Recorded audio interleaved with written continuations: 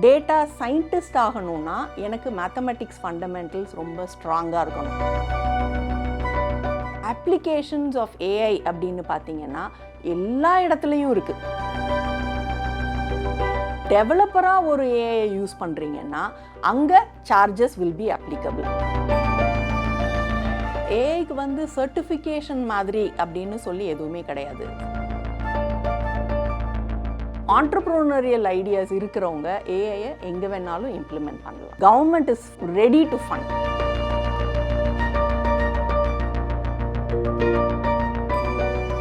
AI for ஆல்னு கவர்மெண்ட்டில் சொல்லியிருக்காங்க. ஸோ ஏஐ பற்றி படிக்கிறதுக்கு சர்டிஃபைட் இன்ஸ்டிடியூஷன்ஸ் தெரிஞ்சால் சொல்லுங்கள். இல்லை, ஏஐக்கு வந்து சர்டிஃபிகேஷன் மாதிரி அப்படின்னு சொல்லி எதுவுமே கிடையாது. One thing that we need to very strongly understand அப்படிங்கிறது வந்து எந்த விஷயமா இருந்தாலும் செல்ஃப் லேர்னிங் கேப்பபிலிட்டி இருந்தால் நீங்கள் இன்ஸ்டிடியூஷன் போய் இதுக்காக தனியாக மெனக்கெட்டு பணம் செலுத்தி ஒரு கோர்ஸை எடுக்கணும் அப்படிங்கிறது வந்து அவசியம் கிடையாது. செல்ஃப் லேர்னிங் கேப்பபிலிட்டி இருந்தால் சில பேருக்கு கொஞ்சம் ஹேண்ட் ஹோல்டிங் தேவைப்படும். அந்த ஹேண்ட் ஹோல்டிங் தேவைப்படுறவங்களுக்கு தான் இந்த மாதிரியான பிளாட்ஃபார்ம்ஸே அவைலபிளாக இருக்குது. இன்ஃபேக்ட் நீங்கள் இந்த மாதிரி கேகிள் மாதிரியான கம்யூனிட்டியில் பார்த்தீங்கன்னா உங்களை மாதிரியான ஒரு பிகினர் லெவலில் ஒரு சாதாரண எனக்கு இன்னும் ஏஐனா என்னன்னே தெரியாது, நான் தியரி மட்டும் தான் கற்றுக்கிட்டு வந்திருக்கிறேன்ற மாதிரியே லட்சக்கணக்கான பேர் இருக்கிறாங்க. அப்போது நீங்கள் அந்த கம்யூனிட்டியோட இன்ட்ராக்டும் பண்ண முடியும். நான் இப்படி தான் இருக்கிறேன், நான் ஒரு கோடு இப்படி எழுதியிருக்கிறேன், இந்த கோடு தப்பாக ஆன்சர் வருது, எனக்கு வந்து நீங்கள் ஹெல்ப் பண்ணுங்கன்னா எங்கேயோ இருந்து யாரோ ஒருத்தவங்க ஹெல்ப் பண்ணிட்டு தான் இருக்கிறாங்க. So students who are interested அப்படின்னா நீங்கள் யாரையும் நம்பி போகணுங்கிறது அவசியம் கிடையாது, நீங்களாக கற்றுக்கலாம். இல்லை எனக்கு இன்ஸ்டிடியூஷன் தான், எங்கேயாவது ஒரு இடத்துல யாரோ சொல்லி கொடுத்து தான் என்னால் புரிஞ்சுக்க முடியும் அப்படின்னா அவங்க என்ன மாதிரியான ஏஐ அல்காரிதம்ஸ் டெவலப் பண்ணியிருக்கிறாங்க, ப்ராஜெக்ட்ஸ் ஏற்கனவே டெவலப் பண்ணியிருக்கிறாங்க. இதில் சர்டிஃபிகேஷன் அப்படின்னு எதுவும் இல்லை ஆஸ் ஆஃப் நவ். ஸோ நீங்கள் சர்டிஃபிகேஷனை பேஸ் பண்ணி எங்கேயும் போக முடியாது. பேசிக் ப்ரோக்ராமிங் கற்றுக் கொடுப்பாங்க, பேசிக் ஏஐயோடைய ஆர்கிடெக்சர் கற்றுக் கொடுப்பாங்க. ஒரு ஆர்கிடெக்சரை ஒரு ஏதோ ஒரு அப்ளிகேஷனில் ஏதோ ஒரு செட் ஆஃப் டேட்டாவில் அப்ளை பண்ணுறதுக்கு கற்றுக் கொடுப்பாங்க. இதை நீங்கள் ஃப்ரீயாக கற்றுக்கிற அளவுக்கு இங்கே கற்றுக்குவீங்களா அப்படின்னா என்னை பொறுத்த மட்டும் ஃப்ரீயாக கற்றுக்கிற பிளாட்ஃபார்மில் இன்னும் நிறையா ஐடியாஸ் வரும். இது வந்து ஒரு ஃப்ரேமுக்குள்ளே கற்றுக்கிற மாதிரி இருக்கும், அவ்வளோதான். ஏஐ கரியரை சூஸ் பண்ணலாமா? கெரியர் பாத் அப்படின்னு சொல்லும்போது டிஃப்ரெண்ட் கெரியர் பாத்ஸ் ஏஐயில் இருக்கும். ஃபஸ்ட்டு வந்து ஏஐ இன்ஜினியர் அப்படின்னு சொல்லுவோம். ஏஐ இன்ஜினியருங்கிறவங்க ஏற்கனவே இருக்கிற ஏஐ டூல்ஸ், டெவலப் பண்ண ஏஐ டூல்ஸ் இருக்கிற அல்காரிதம்ஸை எடுத்துக்குவாங்க. எடுத்துகிட்டு ஒரு அப்ளிகேஷனுக்கு நான் இந்த ஏஐ டூலை போட முடியுமா, இப்போ அடுத்த வாரம் என்ன வெதர் இல்லை அடுத்த மாதம் என்ன வெதர் அப்படின்றத நம்ம ப்ரெடிக்ட் பண்ணுறது வந்து ரொம்ப கஷ்டப்பட்டுட்ருக்கோம். இப்போது ஏஐ வச்சு அந்த மாதிரி எதாவது ப்ரெடிக்ட் பண்ண முடியுமா? ரொம்ப சிம்பிளாக சொல்லணுன்னா ஒரு சாதாரண நாங்கள் கிளாஸ் ரூமில் ஸ்டூடெண்ட்ஸுக்கு ப்ராஜெக்ட்ஸாக கொடுக்குறோம். ப்ராஜெக்ட்ஸாக கொடுக்கும்போது என்ன பண்ணுவோன்னா, இப்போ நேற்று ஒரு இன்ட்ராக்ஷன் ஸ்டூடெண்ட்ஸோட, இந்த இன்ட்ராக்ஷனில் வந்து ஸ்டூடெண்ட்ஸுக்கு நான் என்ன சொல்லியிருக்கேன்னா, ஓகே மீனம்பாக்கத்தில் நம்ம ஏஎம் ஜெயின் காலேஜ் இருக்குது, இந்த இடத்துல நமக்கு ஏற்கனவே ரெயின்ஃபால் மெஷர்மெண்ட்டு இதுக்கெல்லாம் வந்து அங்கே தான் சென்சர்ஸ் அவைலபிளாக இருக்குது. சென்னையை பொறுத்த மட்டும் எவ்வளோ ரெயின்ஃபால் அப்படின்னா மீனம்பாக்கத்தில் இவ்வளோ ரெயின்ஃபால் அப்படின்னு சொல்கிறோம். அதே மாதிரி மீனம்பாக்கத்தில் இன்றைக்கி பொல்யூஷன் எவ்வளோ இருக்குது, அப்போது அந்த பொல்யூஷன் எவ்வளோ இருக்குதுன்னு பார்க்குறதுக்கு ஒரு சென்சர் வைக்கிறாங்க. இந்த சென்சரை பேஸ் பண்ணி கண்டினியூஸாக ஒரு 3 மாதம் இந்த சென்சர் டேட்டாவை வாங்கிட்டே இருக்குது. வாங்கி முடித்ததுக்கப்புறமா அந்த டேட்டாவை பேஸ் பண்ணி என்னால் ஏதாவது ப்ரெடிக்ட் பண்ண முடியுமா, எந்த சமயத்தில் பொல்யூஷன் ஜாஸ்தி இருக்குது, எந்த period of the year or என்ன time of the day pollution ஜாஸ்தியாக இருக்குது. இதுக்கு ஒரு ப்ரெடிக்டிவ் மாடல் வருஷம் இந்த ப்ரெடிக்டிவ் மாடலை பேஸ் பண்ணி இவ்வளோ பொல்யூஷன் கூடுதா, இவ்வளோ பொல்யூஷன் கூடுதுன்னா அதுக்கு தக்கன க்ரீன் எஃபெக்ட் சஸ்டைனபிலிட்டி கொண்டு வர்றதுக்கு நீங்கள் என்ன கொண்டு வரலாம், இது எல்லாமே வந்து ஒரு ஏஐ அல்காரிதம் ஒரு சொல்யூஷனாக கொடுக்க முடியும். அப்போது இதுக்கு ஸ்டூடெண்ட் என்ன பண்ணணுன்னா, புதுசாக ஒரு ஏஐயை க்ரியேட் பண்ண வேண்டாம், எக்ஸிஸ்டிங் ஏஐயை இந்த ப்ராப்ளமுக்கு அப்ளை பண்ணாலே போகும். இவங்க எல்லாரையும் நாங்கள் ஏஐ இன்ஜினியர்ஸ் அப்படின்னு கால். ஏஐ யூஸ் பண்ணி இன்டெலிஜென்ஸ் ஃபீட் பண்ணுறதோ இல்லை புதுசாக ஒரு அல்காரிதம் க்ரியேட் பண்ணுறதோ பண்ண முடியுமா? மெஷின் லேர்னிங் இன்ஜினியருன்றவங்க எக்ஸிஸ்டிங் ஏஐ டூலை யூஸ் பண்ணணுங்கிறது அவசியம் கிடையாது. புதுசாக அவங்களாவே ஒரு ஏஐ மெத்தடாலஜியை கொண்டு வர முடியும். உதாரணத்துக்கு ரொம்ப பாப்புலராக யூஸ் பண்ணுறது வந்து ஆர்டிஃபிஷியல் நியூரல் நெட்வொர்க். நம்ம ஹியூமன் பிரெயின் எப்படி ஃபங்க்ஷன் ஆகுதோ அதை மிமிக் பண்ணுறது தான் வந்து ஆர்டிஃபிஷியல் நியூரல் நெட்வொர்க்குன்னு சொல்கிறோம். இந்த இன்டெலிஜென்ஸ் மனுஷங்களுக்கு மட்டும்தான் இருக்கான்னா கிடையாது. பேர்ட்ஸுக்கு இருக்கலாம், எறும்புக்கு இருக்கலாம், வண்டுக்கு இருக்கலாம். அப்போது ஒவ்வொரு டைப் ஆஃப் இன்டெலிஜென்ஸையும் நான் அல்கரிதமாக நான் கன்வெர்ட் பண்ண முடியும். அப்போது ஒரு இன்டெலிஜென்ஸ் புதுசாக நான் உருவாக்கும் போது ஒரு அல்கரிதமை புதுசாக க்ரியேட் பண்ணுறவங்க வந்து மெஷின் லேர்னிங் இன்ஜினியர் அப்படின்னு சொல்லுவோம். இன்னொன்று, ஆல் தீஸ் லேர்னிங் எல்லாமே வந்து டிபெண்ட்ஸ் ஆன் டேட்டா. எப்படி ஒரு மனுஷனுக்கு வந்து வயசு ஆக ஆக எக்ஸ்பீரியன்ஸ் கூட கூட என்னுடைய நாலேஜ் சிஸ்டம் இன்னும் பெட்டராக இருக்கோ, அதே மாதிரி அங்கே வயசுங்கிறது வந்து எக்ஸ்பீரியன்ஸுங்கிறது வந்து the amount of data that I collect. நான் நிறைய டேட்டா கலெக்ட் பண்ண என்னுடைய அல்கரிதம் ரொம்ப இன்டெலிஜென்ட் ஆகிட்டே இருக்கும். அதில் வேரீடு டேட்டா இருக்கணும். ஒரே மாதிரியான டேட்டாவை நான் ஆயிரக்கணக்காக சேர்க்கறத விட ஒரு வெரைட்டி ஆஃப் இன்ஃபர்மேஷன் சேர்க்க என்னுடைய நாலேஜ் சிஸ்டம் இன்னும் இம்ப்ரூவ் ஆகும்.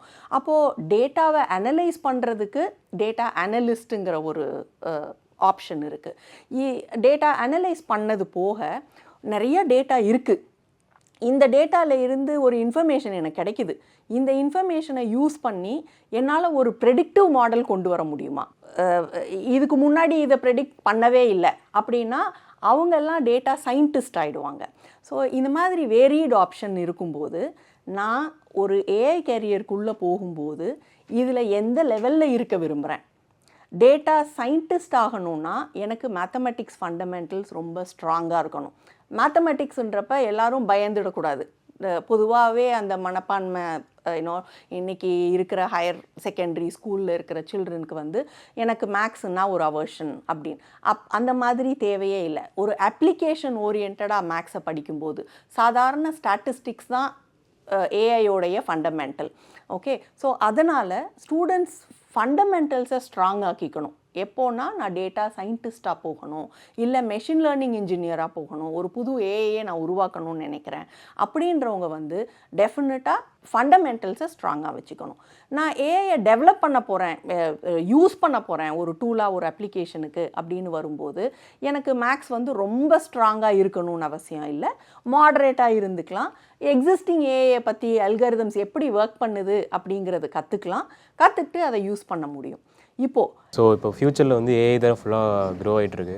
இப்போ நான் வந்து ஏஐ கற்றுக்கணுன்னா எந்த மாதிரி ஒரு இடத்துல போய் கற்றுக்க முடியும், அண்ட் தென் அதுக்கு எவ்வளோ செலவாகும் அப்படிங்கிறத சொல்ல முடியுமா? இந்தியாவிலேயே there was a strategy that was formed 2018 NITI Aayog வந்து ஏஐ ஸ்ட்ராட்டஜி அப்படின்னு ஒன்று வந்து கொண்டு வந்தாங்க. Where AI for all okay அப்படின்னு சொல்லி ஒரு பிளாட்ஃபார்மே இருக்குது. அந்த பிளாட்ஃபார்மில் வந்து ஸ்டூடெண்ட்ஸ் போய் ரெஜிஸ்டர் பண்ணாங்கன்னா அவங்களுக்கு வந்து AI fundamentals free of cost தான். இந்த கோர்சஸ் எல்லாமே அவைலபிளாக இருக்குது. ஸோ ஃபண்டமெண்டல்ஸை அவங்களால லேர்ன் பண்ணிக்க முடியும். இது ஒன்று. இன்னொன்று வந்து கேகிள்னு ஒரு பிளாட்ஃபார்ம் இருக்குது.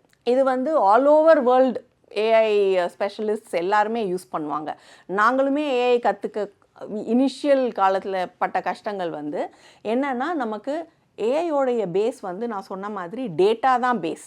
நிறைய டேட்டா வேணும். அப்போது நான் ஏஐ கற்றுக்கணும்னு நினைக்கிறேன், இவ்வளவு டேட்டாக்கு நான் எங்கே போவேன்? அதுதான் ஒரு பெரிய சேலஞ்சாக முன்னாடி இருந்தது. இப்போது கேகிள் மாதிரியான பிளாட்ஃபார்ம்ஸில் வந்து எப்படி இருக்கும்னா, டேட்டா ஏற்கனவே கலெக்ட் பண்ணி எக்ஸிஸ்டிங் டேட்டா பேஸில் வச்சுருக்கிறாங்க.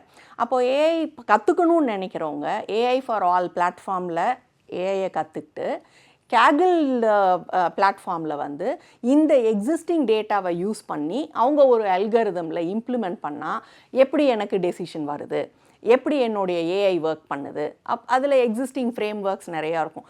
இப்போ ஒரே ப்ராப்ளம் தான். அந்த ப்ராப்ளமுக்கு ஆயிரக்கணக்கான பேர் டிஃப்ரெண்ட் மாடல்ஸ் ட்ரை பண்ணி அவங்களுடைய அவுட்புட் எல்லாம் அந்த பிளாட்ஃபார்மில் போட்டிருப்பாங்க. அப்போ நான் என்னுடைய ப்ராஜெக்டையும் டெவலப் பண்ணி ஆஸ் அ ஸ்டூடெண்ட் அதில் போடலாம். என்னுடைய அல்கரிதம் பெர்ஃபார்மன்ஸ் எப்படி இருக்குது, இன்னொரு யாரோ ஒரு அப்ராடில் இருந்து ஏதோ ஒரு கண்ட்ரியிலேருந்து ஒரு ஸ்டூடெண்ட் அதே மாதிரி போட்டிருப்பாங்க. So you can compare your self globally. அந்த மாதிரி பிளாட்ஃபார்ம்ஸ் வந்து எல்லா ஸ்டூடெண்ட்ஸுமே யூஸ் பண்ணணுங்கிறது தான் என்னுடைய சஜஷனாக இருக்கும். டே டு டே லைஃப்பில் வந்துட்டு நமக்கு தெரியாமல் நிறைய ஏஐ யூஸ் பண்ணிகிட்டு இருக்கோம். ஸோ இன்கேஸ் நம்ம ஃப்யூச்சரில் யூஸ் பண்ணுற மாதிரி இருக்கணும்னா அதுக்கு ஏதாவது சப்ஸ்கிரிப்ஷன் இல்லை ஏதாவது பிளான்ஸ் இருக்குமா? ஏஐக்கான சப்ஸ்கிரிப்ஷன் அப்படின்னு எதுவும் கிடையாது. இப்போ நீங்கள் எல்லாரும் மொபைல் யூஸ் பண்ணுறோம். மொபைல் யூஸ் பண்ணுறதுல இன்றைக்கி நான் இங்கே ஆஃபீஸ்க்கு வரணுன்னா கூகுள் மேப் யூஸ் பண்ணி பாத் ஃபைன் பண்ணுறேன், ரூட்டை சொல்லுது ஒரு அப்ளிகேஷன், அது ஒரு ஏஐ அல்காரிதம் தான். அதுக்கு நான் பே பண்ணுறேன்னா அப்படின்னா பே பண்ணுறது இல்லை. ஓகே, ஸோ ஏஐ யூஸ் பண்ணுறதுக்கு பே பண்ணி தான் யூஸ் பண்ணணுங்கிறது அவசியம் கிடையாது. என்ன அப்ளிகேஷன் யூஸ் பண்ணுறேன், இந்த அப்ளிகேஷனில் ஏஐ தான் நான் யூஸ் பண்ணுறேன்னா அப்படிங்கிறதே நிறைய பேருக்கு தெரிகிறது இல்லை. இப்போது ரொம்ப ஃப்ரீக்வெண்ட்டாக யூஸ் பண்ணுறது, இப்போ ஸ்னாப்சாட் யூஸ் பண்ணுறோம் இன்றைக்கி இருக்கிற பசங்க. அதில் வந்து உங்கள் கேமராவை ஆன் பண்ணிங்கன்னா உங்களுக்கு மேலே ஏதாவது ஒரு தொப்பி இருக்கிற மாதிரி, கண்ணாடி போடுற மாதிரி, ஆக்மெண்டட் ரியாலிட்டின்னு சொல்லுவோம் அந்த கான்செப்டை. இப்போ அங்கே கண் எங்கே இருக்குது, மூக்கு எங்கே இருக்குது, தலை எங்கே இருக்குது அப்படின்னு சொல்லி எது ஐடென்டிஃபை பண்ணுதுன்னா அதில் ஒரு ஏஐ அல்காரிதம் இருக்குது. ஸோ ஏஐ அல்காரிதமை யூஸ் பண்ணுறதுக்கு பணம் கட்டணுமா அப்படின்னா கிடையாது.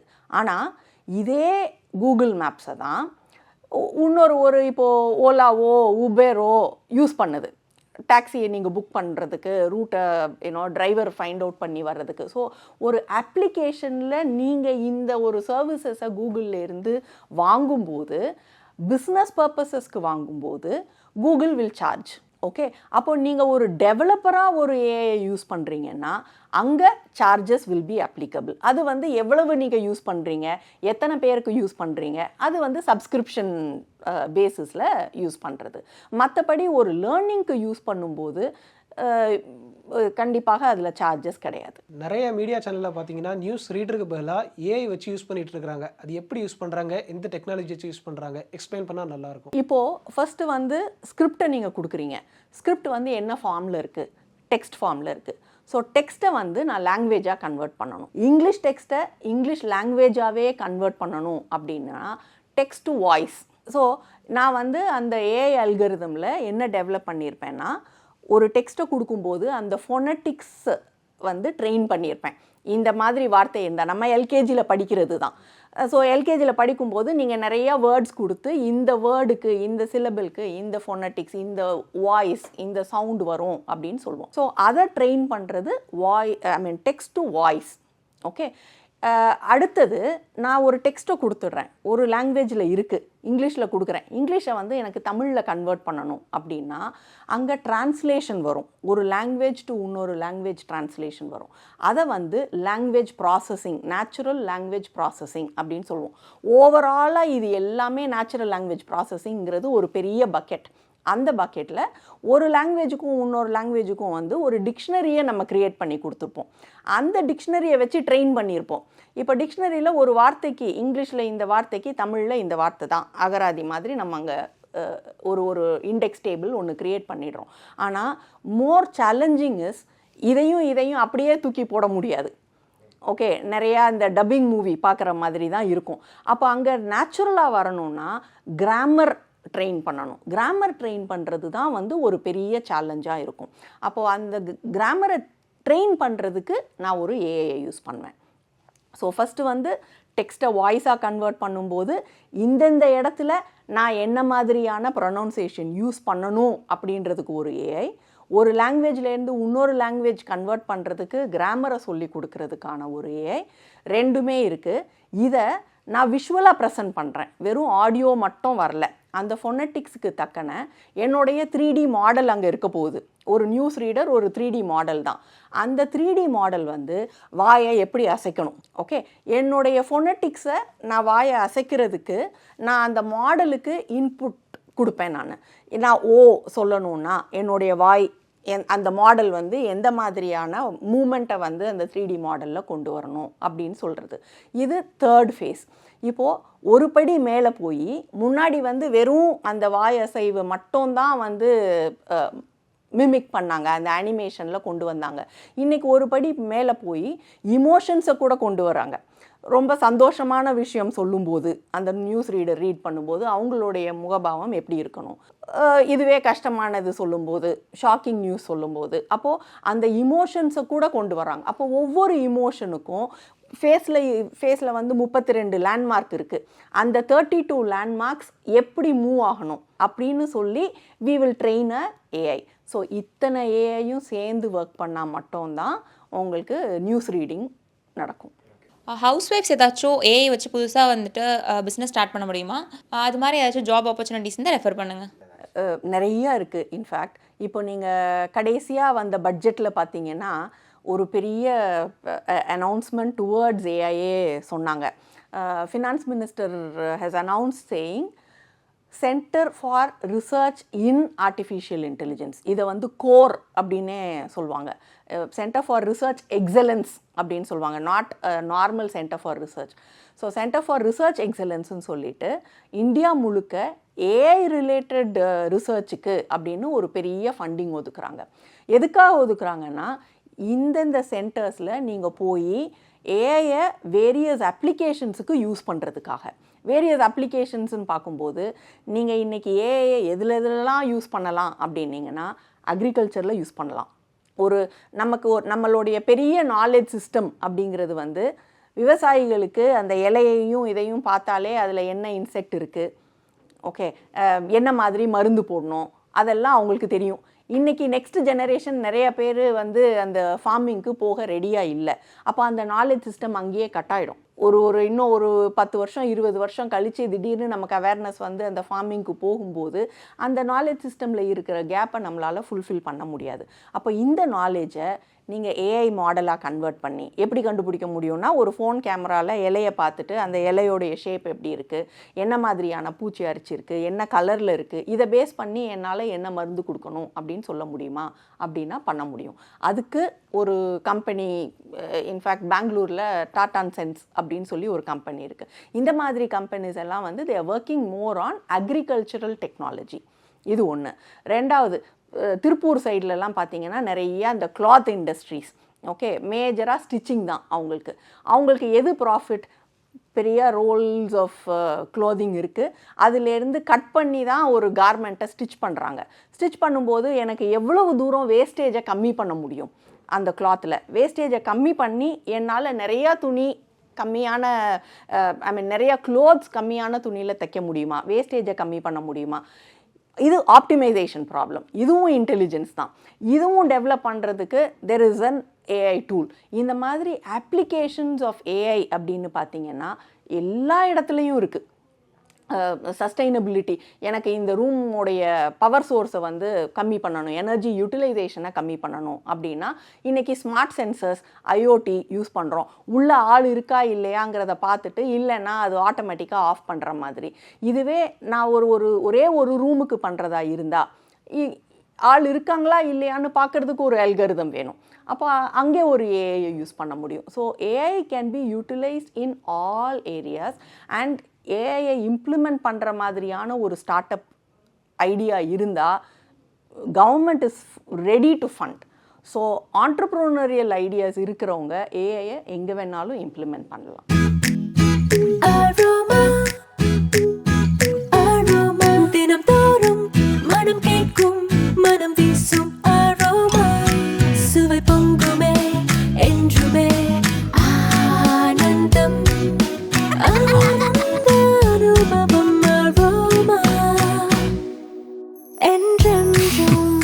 எனக்கு ஒன்று பிடிச்சிருக்கு. ஆனந்த அனுபவம் அரோமா நெய்.